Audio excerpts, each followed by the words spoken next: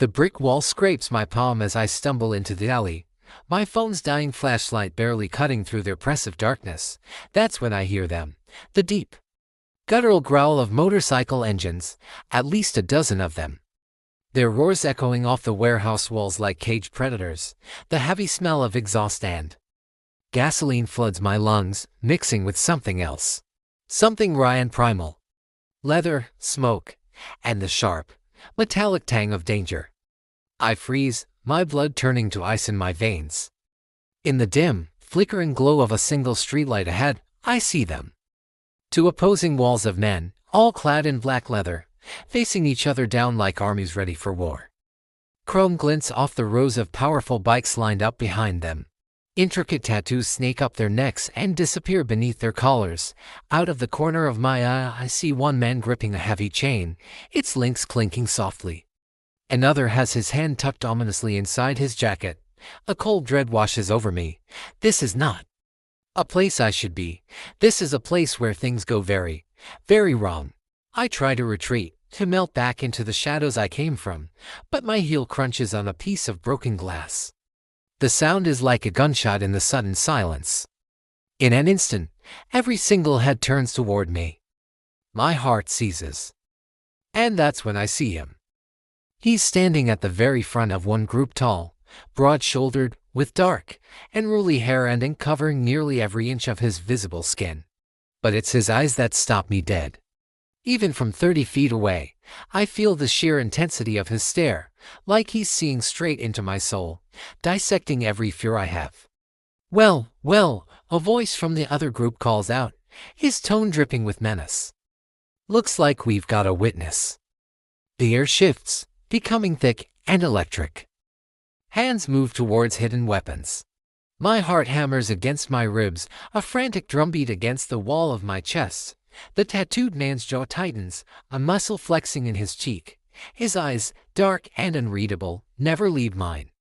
Get down, his voice cuts through the tension like a blade, raw and commanding. I don't think. I just react, dropping to the ground instinctively. A split second later, a glass bottle explodes against the brick wall, right where my head was. Chaos erupts around me, the roar of voices, the clash of metal, the thunder of engines starting. But through it all, one thought crystallizes in my mind with terrifying clarity. I didn't know that the man who saved my life tonight would become the one I'd risk everything for. Or that he was the enemy I was supposed to destroy. Last call, gentlemen.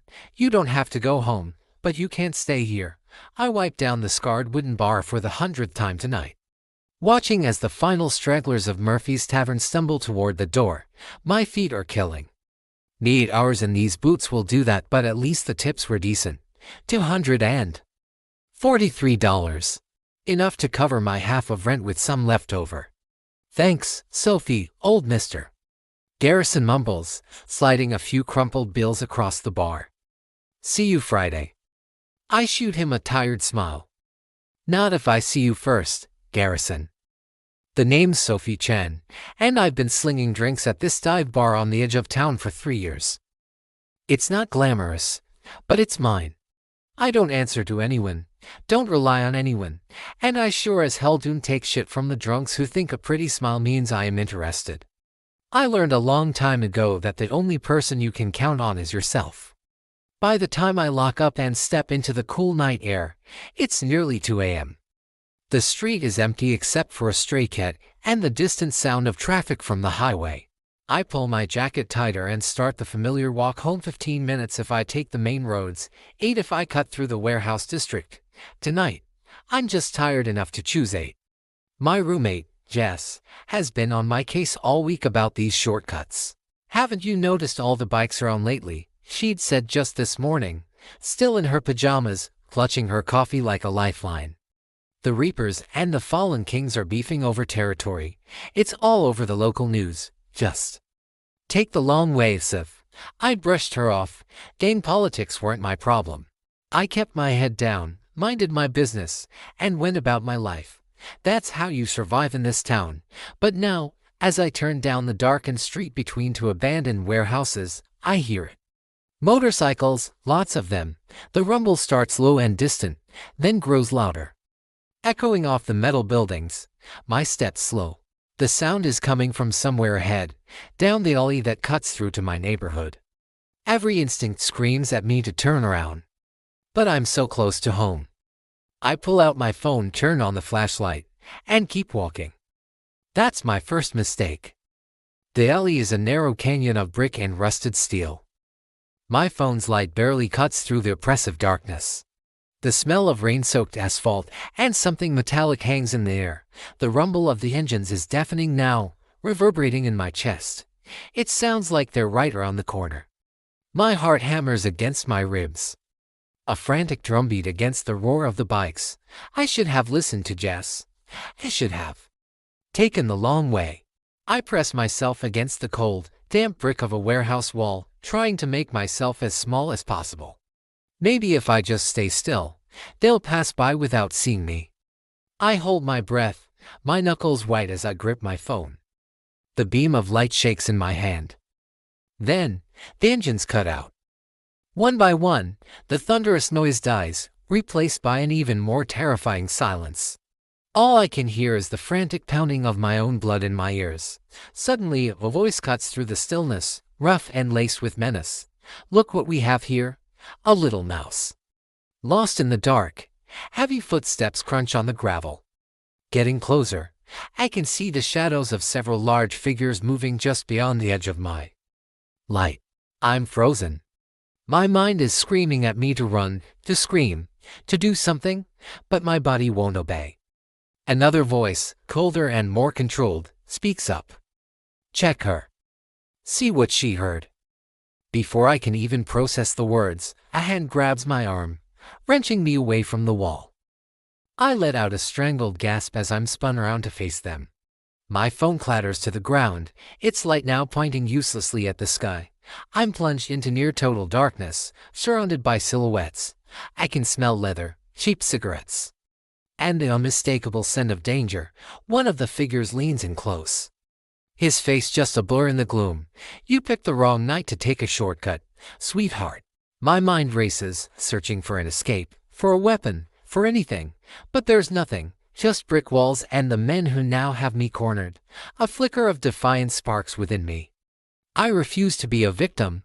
I lift my chin, my voice coming out steadier than I feel. "I didn't see anything. I don't know anything.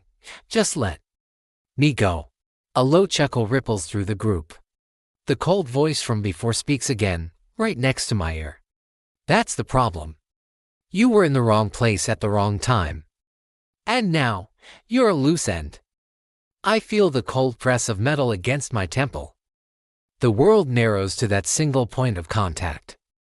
This is it. This is how it ends. Because I was too tired, too stubborn to take the long way home. My life is about to be snuffed out in a filthy alley, all for the sake of saving 7 minutes. As the finality of it all washes over me, a single, blinding headlight floods the alley, and the squeal of tires on pavement shatters the night. Thanks for watching. If you want to know what happens next, be sure to subscribe and turn on notifications so you don't miss the next part. I turn the corner into the alley, and my feet just freeze. Oh, hell no. Right in front of me, 2 groups of bikers are facing off, maybe 30 feet apart. On my left, 8 guys in black leather jackets with a Red Reaper symbol on the back. On my right, another group, 9 or 10 of them, wearing cuts with a silver crown and cross chains. The Fallen Kings. Their motorcycles are lined up along the walls behind them like these gleaming metal beasts. Harleys, Indians, custom bikes that probably cost more than I make in a whole year. The chrome catches the sickly yellow light from the single working street light, and you can just feel the tension radiating off everyone. This is not a friendly get-together. This is a powder keg about to blow. I hear leather creak as someone shifts their weight. Then I see the glint of a knife handle tucked into a belt. A chain dangles from another guy's fist. These men aren't just posturing. They are ready to tear each other apart. At the very front of the Kings stands a man who has to be their leader.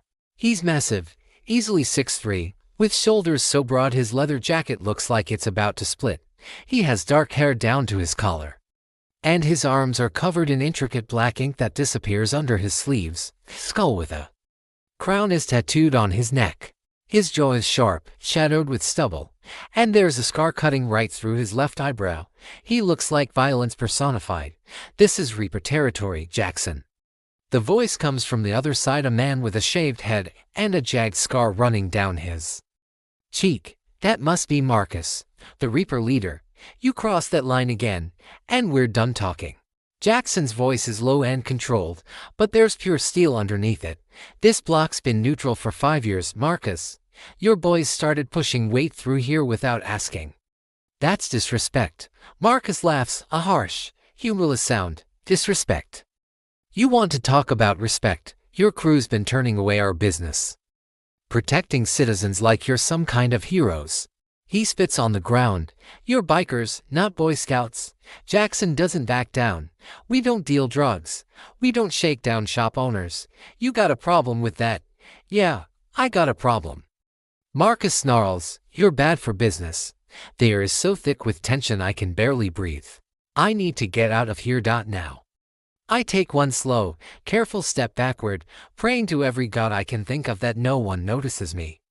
And that's when my phone explodes. My best friend Jass's ringtone, Dancing Queen, starts blaring at full, unapologetic volume. No.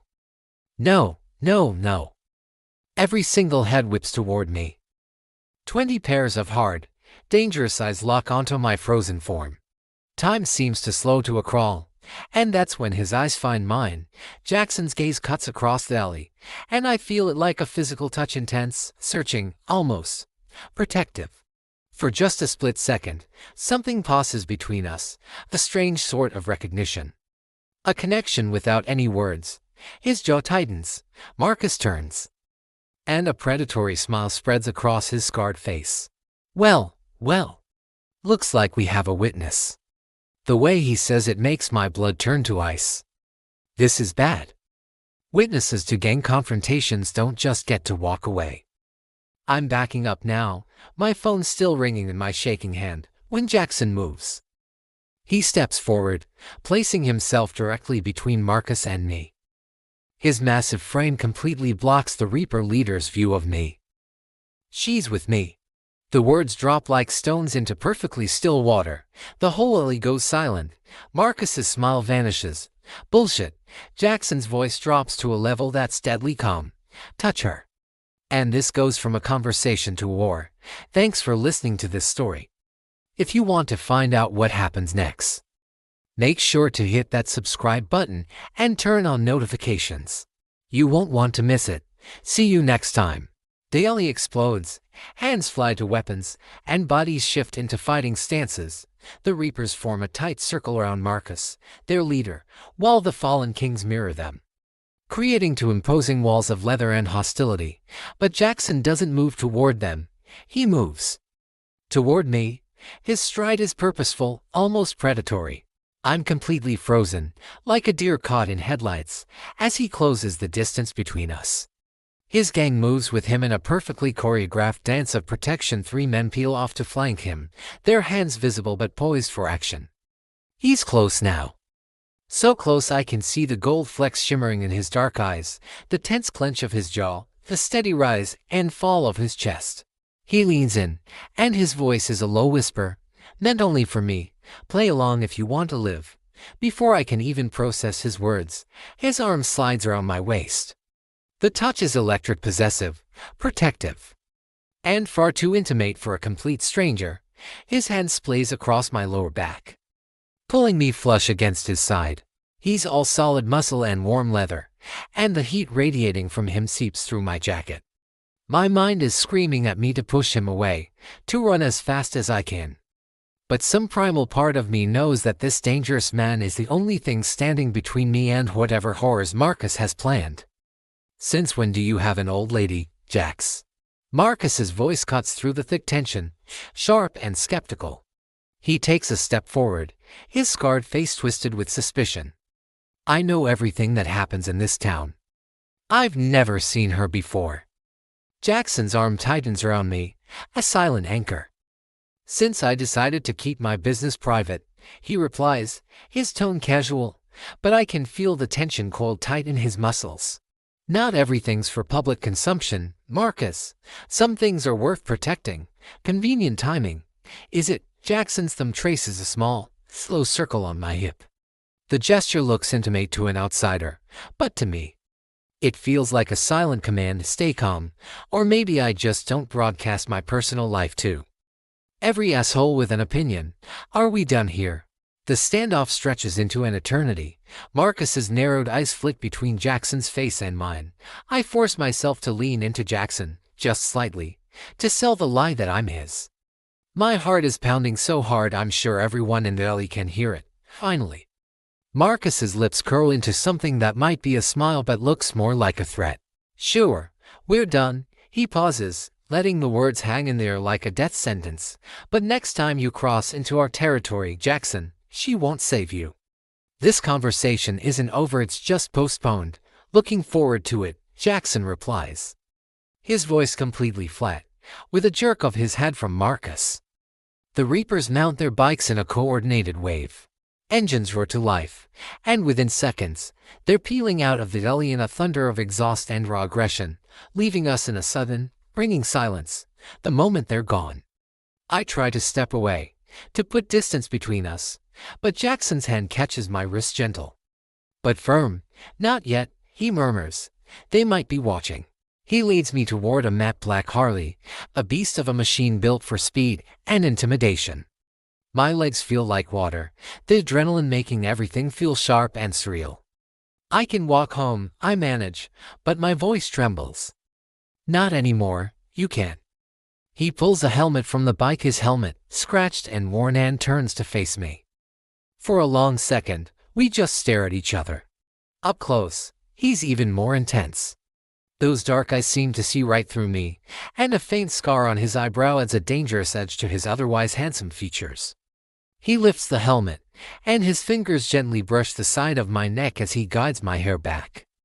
The touch is careful, almost tender, sending a shiver down my spine that has nothing to do with fear. He settles the heavy helmet over my head, his voice rough and low. Hold on tight, princess. You're about to become a target for the most dangerous gang in the city. Thanks for listening. If you enjoyed this story, make sure to hit that subscribe button for more. The ride is a blur of wind and speed, the solid warmth of his back against my chest.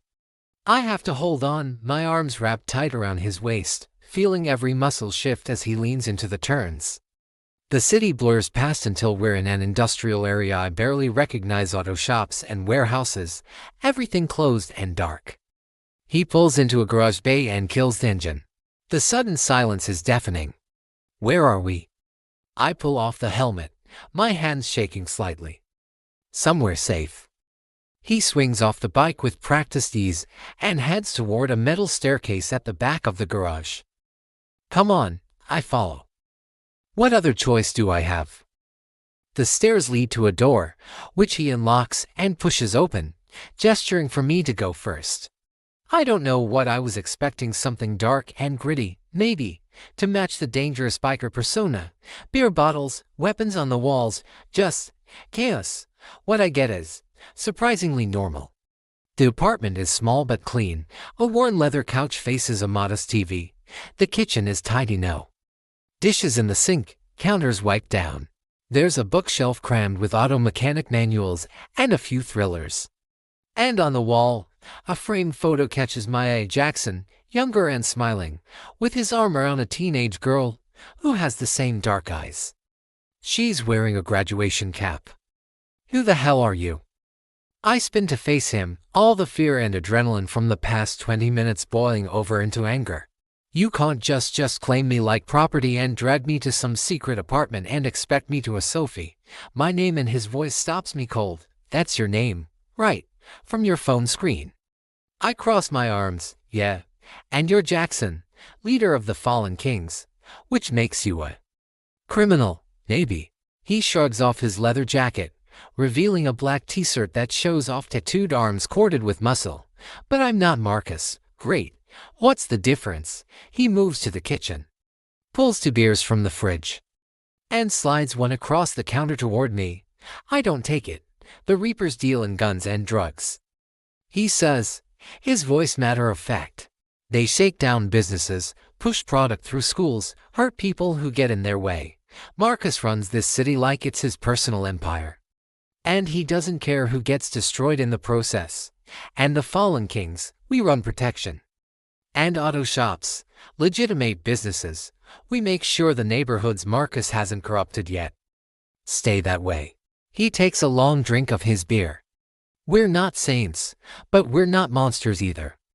Then why are you at war? Because Marcus wants us gone. We're bad for his expansion plans. He's been pushing for months trying to take over our territory, force us out, or force us to join him. His jaw tightens.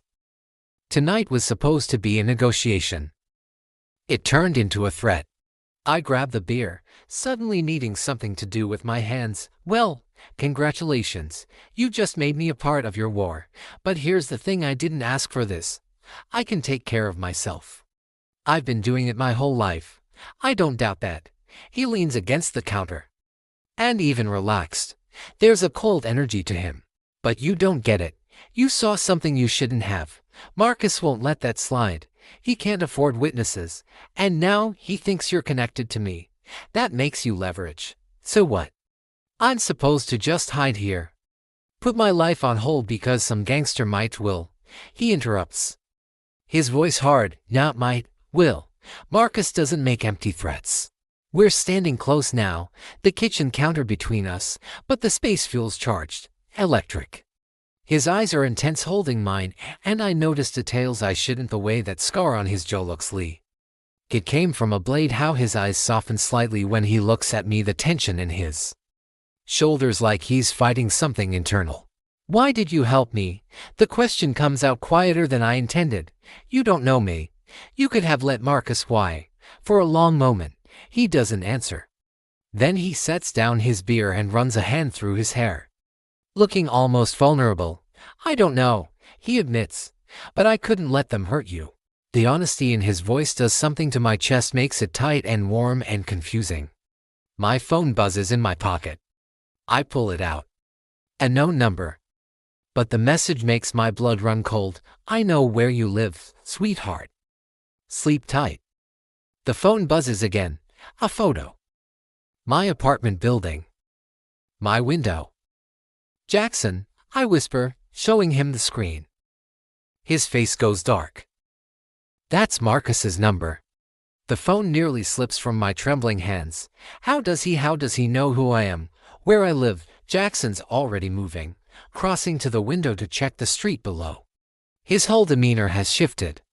From intense to tactical in seconds. The Reapers have connections everywhere. Cops. City officials. Business owners. He glances back at me. Where do you work? Murphy's Tavern. I'm a bartender. How many regulars? I don't know. Dozens. Why does that? The realization hits me like ice water. Someone at the bar. Someone told him. Probably took Marcus all of 20 minutes to get your name, address, everything. He pulls out his own phone, typing rapidly. He's sending a message. Showing you he can reach you anywhere. My legs feel weak. I sink onto the arm of the couch. This is insane. I was just walking home from work. I didn't do anything you saw too much. That's enough. Jackson pockets his phone and faces me fully. You stay here, with me. Until this blows over. Stay here. I stand up, anger replacing fear. I can't just abandon my life. I have a job, an apartment, a roommate who is probably freaking out right now. Your roommate is safer if you rain out there. And your life won't matter if you're dead. Don't be dramatic. I'm not. He closes the distance between us, and suddenly he's right there, towering over me. His presence overwhelming. Marcus doesn't make idle threats. If he says he knows where you live, he's already sent someone to watch the place. You go home, you're dead or taken within an hour. So what? I'm just supposed to trust you. Hide here like some damsel in distress while I keep you alive, yeah. His voice drops, rough and intense. That's exactly what you're supposed to do. We're standing so close I can see the flecks of gold in his dark eyes, can smell leather and something clean soap, maybe. My heart is racing. But it's not just fear anymore. It's something else. Something dangerous and electric that makes it hard to breathe. I don't need saving, I whisper. But it comes out shakier than I want. Maybe not. His gaze drops to my lips for just a second. But you're getting it anyway. The air between us feels charged. He's leaning in, nor am I. And for one insane moment, I think he might kiss me. I think I might let him. His phone erupts with a ringtone, shattering the moment. Jackson steps back, jaw tight, and answers, "Reese. Talk to me." I can hear a male voice on the other end, urgent and low. Jackson's expression darkens with every word. When, pause. How many? Another pause. No, keep them away from the shop. I'll handle it. He ends the call and looks at me, his face grim. The Reapers are asking questions, showing your photo around, claiming you witnessed a crime and they need to find you for protection. My photo. How do they have a social media, driver's license? They have sources. Doesn't matter. He runs a hand through his hair, pacing. What matters is they're actively looking. And they're getting too close, a thought strikes me. Cold and sharp. How did Marcus know we'd be in that alley tonight? Your meeting, did everyone in your gang know about it? Jackson stops pacing. His eyes meet mine, and I see the thought crystallizing. You think someone tipped him off? Someone told him where you'd be? Maybe someone's still telling him things. Rat. The word is barely controlled violence. In my own crew, can you figure out who? I have to. Before Marcus uses them to find you, he pulls out his phone again, then stops. What are you thinking? I'm thinking I can help. I cross my arms. I'm not going to sit here like bait while you play detective. Use me. Absolutely not. I'm already involved, Jackson. Marcus thinks I'm yours. Let's use that. I go back to my normal life, work, apartment. Whatever, and we draw out whoever's feeding him information. That's suicide. No, that's strategy. I step closer. You said yourself I'm leverage now, so let's leverage that. I'll be visible.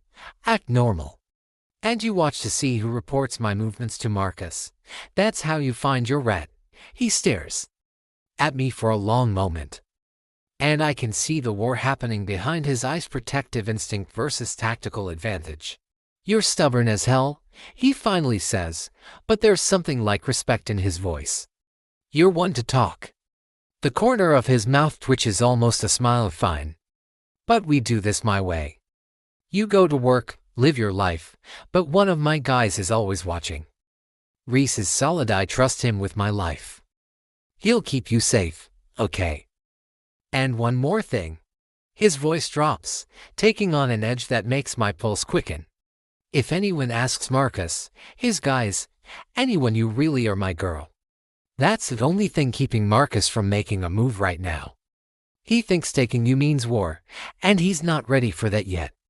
But if he finds out it was a lie. He steps closer, his eyes locked on mine. Then you're fair game. 3 days. I've been living a double life for 3 days, and I'm starting to forget which version of me is real. By day, I'm Sophie Chen. I work as a bartender at Murphy's Tavern. I live in my own apartment, and I go through the familiar motions of a normal life. But at night, everything changes. At night, I'm at Jackson's safe house, a place that smells of auto manuals, leather, and motor oil. And every single moment, day or night, I'm being watched. Right now, Reese is in the corner booth. He's been nursing the same beer for the last 2 hours. He's part of Jackson's inner circle, quiet, observant, with these surprisingly kind eyes that just don't match his tattooed knuckles. He's been my shadow ever since the deal was made, and to be honest, his constant presence is the only thing keeping my nerves from completely snapping. You doing okay, Sophie? My coworker, Danny, breaks into my thoughts as he loads glasses into the washer. You seem kinda jumpy lately. Just tired, I lie, forcing a smile as I wipe down the already clean bar. Late nights, you know, the lie tastes bitter, but what's the alternative? Should I tell him? Oh, by the way, I'm in witness protection from a biker gang because I accidentally saw a territorial dispute go Down, yeah, right. Just then, the door opens, bringing in a gust of cool evening air, and him. I recognize him instantly from the alley. Shaved head, a leather vest emblazoned with the Red Reaper symbol, and a cold smile that makes my skin crawl. Vince, he's one of Marcus's enforcers. My hand tightens on the bar towel I'm holding. Across the room, Reese shifts in his booth. Suddenly alert, Vince slides onto a bar stool right in front of me, his smile never quite reaching his eyes. Whiskey, neat. Coming up, I manage to say, my voice surprisingly steady. I pour his drink, set it down, and try to move away. Sophie, right? His voice stops me cold. I turn slowly, cooling my expression into something neutral. You know, he continues, Marcus has been looking for you. He wants to talk. Clear up some misunderstandings from the other night. I don't know any Marcus, I say flatly. Sure you do. Saw you in that alley. With Jackson. He takes a slow, deliberate sip of his whiskey.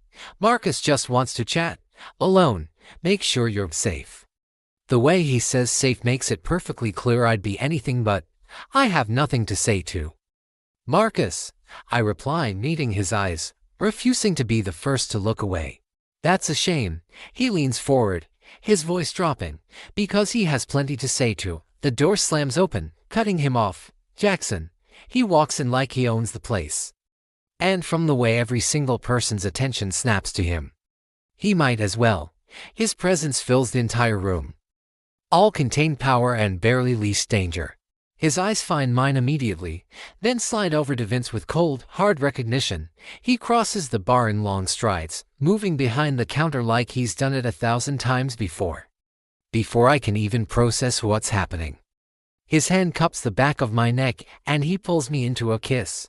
It's possessive, territorial, and completely all-consuming. His lips are firm against mine, and for a split second, I just freeze.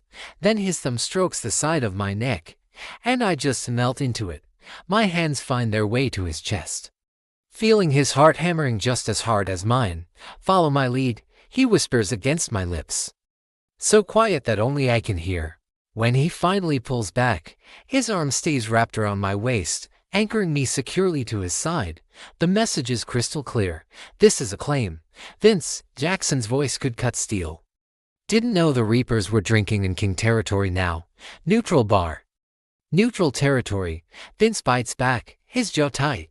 Just having a conversation with the lady. The lady's busy, Jackson says, his hand tightening on my hip. And she's not interested in conversation. Not with you. Not with Marcus. They stare each other down. To predators sizing each other up. The bar has gone completely silent. Even Danny has stopped moving. Marcus isn't going to like this, Vince finally says, breaking the standoff. Marcus can take it up with me directly. Jackson replies without even blinking. But he stays away from her. That's not a request. Vince throws back the rest of his whiskey and stands up. You're making a mistake, Jax. Both of you. He looks right at me. Marcus always gets what he wants. Always. And with that, he's gone, the door swinging shut behind him. The bar slowly comes back to life, conversations resuming in hushed tones. Jackson's arm is still around me, and I'm acutely aware that my hands are still pressed flat against his chest. You didn't have to do that, I say quietly, even though my pulse is still racing from the kiss. His eyes meet mine, dark and intense. Yes, he says, his voice dropping lower. I did. And that's the problem. Before I can even ask what he means, his phone buzzes. He pulls it out, and his expression instantly goes dark. What is it? Your apartment. He shows me the screen. It's a text from someone named Cade, with a photo attached. It's my front door, hanging open, the lock completely shattered. Inside, furniture is overturned, drawers pulled out, everything trashed. Oh my God. Jess, my roommate. She's fine. She wasn't home. He's already typing a reply, but the message is clear. Marcus is done playing nice. This apartment feels different now that it's no longer temporary. After the break-in, there was no discussion. Jackson made it clear, I'm staying here, full-time, until Marcus is dealt with. It's 2 in the morning, and we're on his couch, a half-empty bottle of whiskey between us. Jackson starts telling me about his father, how he started the Fallen Kings 30 years ago after Marcus's father and the Reapers tried to muscle in on their neighborhood. It wasn't about being outlaws, he says, his eyes fixed on the amber liquid in his glass. It was about protection. The cops didn't care about our side of town. Someone had to, so it's generational. This whole war, I state, rather than ask, yeah. My old man and Marcus's old man hated each other until the day they died. Now it's our turn. He takes a long drink. I never wanted this life. I wanted to be a mechanic, work on bikes for fun, not survival. But when my dad died, someone had to step up. And my sister, he nods toward a photo on the wall. Emma's in college now, studying engineering. She's got a real future. I had to make sure she got that. The raw emotion in his voice makes my chest tight. That's why you do it, I say softly. Not for power or territory. For her. For her. For the guys who depend on me. For this neighborhood. He finally looks at me. What about you? Why are you so determined to do everything alone? The whiskey loosens my tongue. My parents died when I was 17. Car accident. No other family, no safety net. I aged out of the system and just figured it out. I learned early that the only person you can count on is yourself. That sounds lonely. It's safe. Safe isn't the same as living. Sophie, the way he says my name, so soft and tender, does something to me. His hand comes up, tucking a strand of hair behind my ear. His thumb traces my jawline. I can't stop thinking about you, he whispers. And it's going to get us both killed. When he kisses me, it's nothing like the performance at the bar. This is slow, deliberate, deep, and desperate. We end up tangled together on his bed, and for the first time in years, I don't feel alone. The next morning, while Jackson's in the shower, I wander toward the kitchen. That's when I hear it. Reese's voice, low and urgent, from outside the door. Can't keep doing this, Marcus. She's not part of this. My blood turns to ice. I press my ear to the door. She's innocent. Yeah. I know what you want. Tonight, I'll bring her to the factory. I'm your cousin, aren't I? Blood's thicker than some loyalty to a gang I infiltrated 6 months ago. Infiltrated? Reese is Marcus's cousin. He's the rat. I stumble backward, hand over my mouth. The door opens. Reese stands there, his face a mask of regret. You weren't supposed to hear that. Sophie. Reese's hand comes out of his jacket, and I see the cold steel of a gun. It's not pointed at me, not yet, but the message is crystal clear. I'm sorry, Sophie. I really am, he says, his voice cracking. But I don't have a choice. I try to back away, but he's already blocking my path. There's always a choice, I plead. Not when it's family, he insists. Marcus is my cousin. Blood. The gun rises, aimed straight at my chest now. He knows I'm here. If I don't bring you to him, he'll kill my mother. My sister. Everyone I love. My world starts to spin.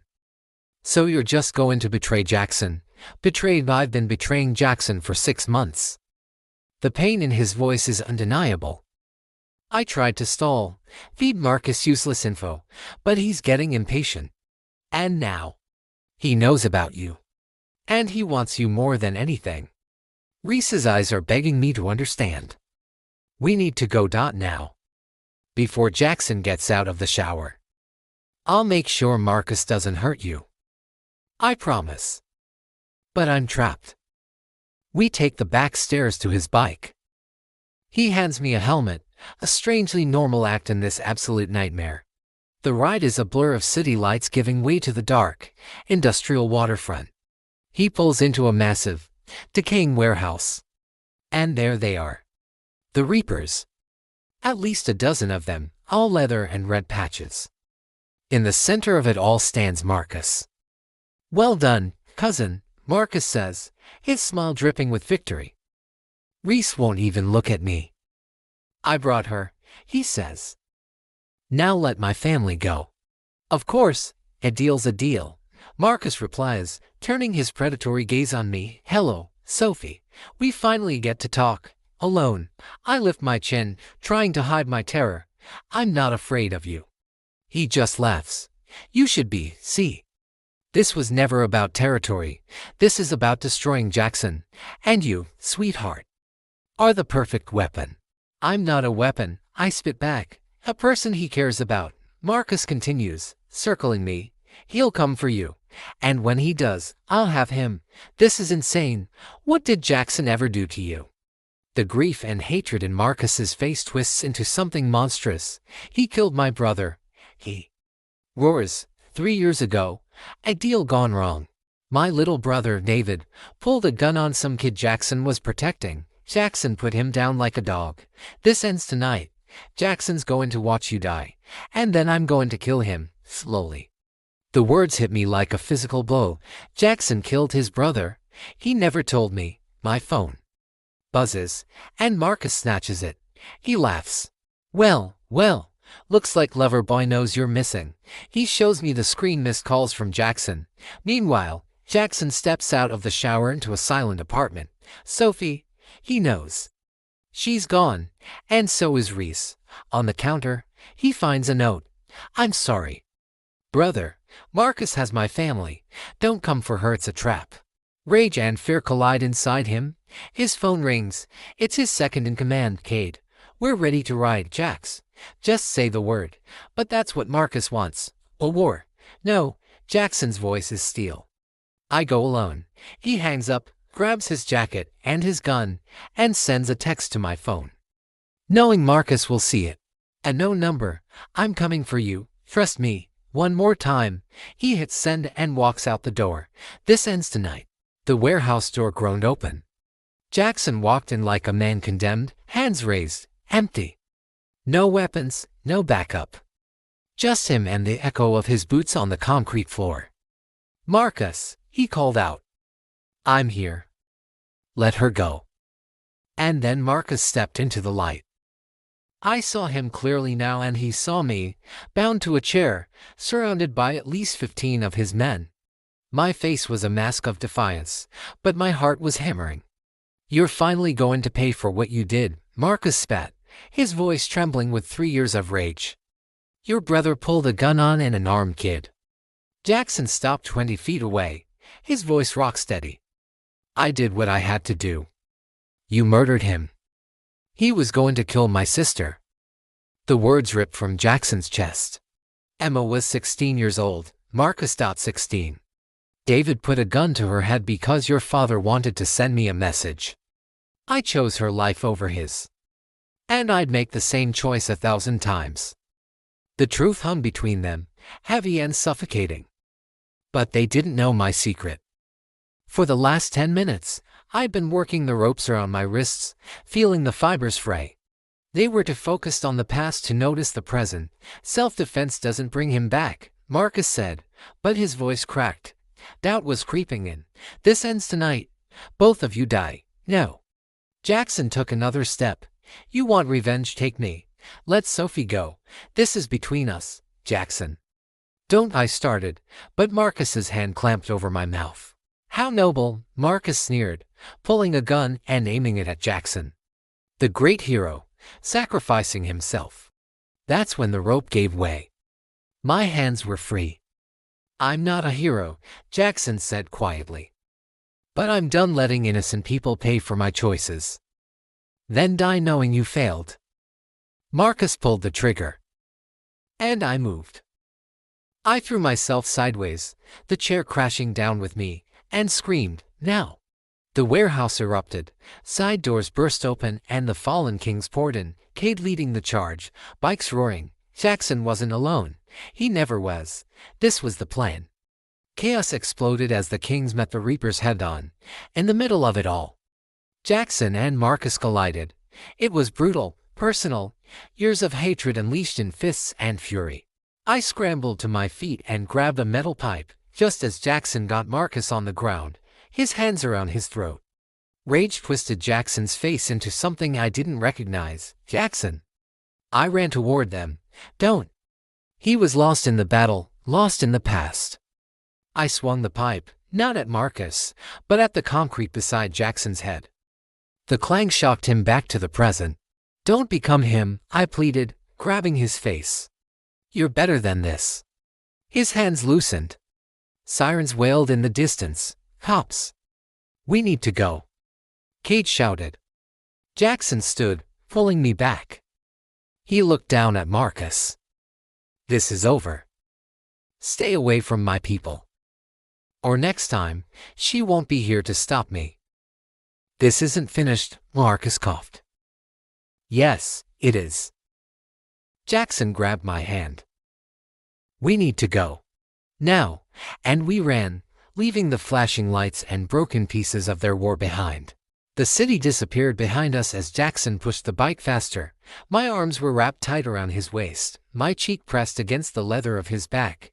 The adrenaline was still pumping, making everything feel sharp and almost surreal. We didn't stop until we reached the cliffs, overlooking the city from the eastern ridge. He killed the engine, and everything went quiet, except for the wind and our own ragged breaths. Dawn was just breaking, painting the sky in these incredible shades of amber and rose. We sat there on the cliff's edge, our legs dangling over the side. The silence stretched between us. Now that the danger was gone, my hands started to shake. Jackson noticed and gently covered them with his own. Why didn't you tell me? I finally asked, my voice barely a whisper. About Marcus's brother. About what happened. He was quiet for a long time, just staring out at the city as it started to wake up below us. Because I was afraid you'd see me as a killer, he said, his voice raw. And maybe I am. Maybe that's all I'll ever be, someone who solves problems with violence. You protected your sister, I countered. I took a life, to save one. I turned to face him fully. Jackson, you're not a killer. You're a survivor. Everything you've done running the Kings, protecting your neighborhood, even what you did for me in that alley, it's all been about protecting people. That's not something to be ashamed of. I never meant to drag you into this world, he said, his jaw tight with emotion. You were just this stubborn, beautiful bartender walking home, and maybe I was always meant to be dragged, I interrupted, squeezing his hand. Maybe I needed someone to show me that it's okay to let people in, that not everyone leaves. He turned to me then, and the look in his eyes just took my breath away. I'm leaving the fallen Kings, he said quietly. Emma's safe now. Kate can take over. I'm done with this life, the territory wars, the violence, all of it. What will you do? I asked. A small smile played on his lips. Whatever I want. Maybe finally finish that mechanic certification I started. Open my own shop. Something clean. Something mine. He shifted to face me. Maybe see if a stubborn bartender wants to take a chance on a reformed biker. Reformed? I couldn't help but smile back. You saved my life. You protected me.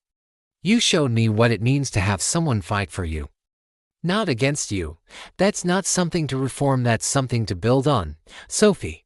I kissed him before he could finish. It wasn't like before, not desperate or rushed. It was slow and deep, a promise. When we finally pulled apart, the sun had fully risen, bathing us in this beautiful golden light. So where do we go from here? I asked. He grinned, a real and guarded grin that made him look so much younger. Anywhere but here. You choose. I thought about my old life, my tiny apartment. Then I thought about him, about us. Surprise me, I said, and kissed him again. Below us, the city kept moving, completely unaware that right here, on this cliff, two people had just decided to start over, and for the first time in a very long time. I wasn't afraid of what came next.